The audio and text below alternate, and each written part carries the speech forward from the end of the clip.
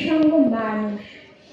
অদূরে খাজুরাহো মন্দিরের চূড়া, মিথুন মূর্তিগুলি দেওয়াল ছেড়ে লাফিয়ে উঠেছে আকাশে। নীল মখমলে শুয়ে নক্ষত্রদের মধ্যে চলছে নৈসর্গিক প্রেম। আমি যে কোনো দিকে যেতে পারি, অথচ আমার কোনো দিক নেই। ভারতবর্ষের মানচিত্রের ওপর দাঁড়িয়ে আমি পথ হারিয়ে ফেলেছিলাম। সেই দিনটি ছিল বর্ষণ মাঝে মাঝে এমন হয়, গাছগুলি দুহাত বাড়িয়ে ডাকে, এসো এসো। মনে হয় এখনো এই পৃথিবী মানুষের জন্য নয়, বস্তু বিশ্বের মধ্যে চলেছে গভীর দেওয়া নেওয়া। বিদ্যুৎ শিখার মধ্যে রয়েছে গহন কোনো বাড়ি, রোমাঞ্চিত হয়ে উঠেছে পায়ের নিচের মাটি। এইরকম সময়ে দিক ঠিক করা সহজ না। আমি পা বাড়িয়ে থাকি, কিন্তু কোন দিকে যাব জানি না। ভারতবর্ষে মানচিত্রের উপর দাঁড়িয়ে আমি পথ হারিয়ে ফেলেছিলাম। দিঘির জলে ভাসছে গোলাপি শাড়ি পরা বধূটির সব। তার পায়ে রাস্তা ধুয়ে যায়, তার হাত ভর্তি সবুজ কাঁচের চুল, তার ওষ্ঠ অধর তীব্র বিষের দাহে। যারা সহজে চিৎকার করে তারাও চারিদিকে দাঁড়িয়ে স্তব্ধ। যারা অপরের হাতে নিহত হবার জন্য প্রস্তুত, তারাও আজ একটু একটু। এই দিঘির কাছে সে প্রত্যেক দিন তার মনের কথা বলতে আসত। তার তীব্র দুঃখ ছিল না, তার তীব্র সুখ ছিল না।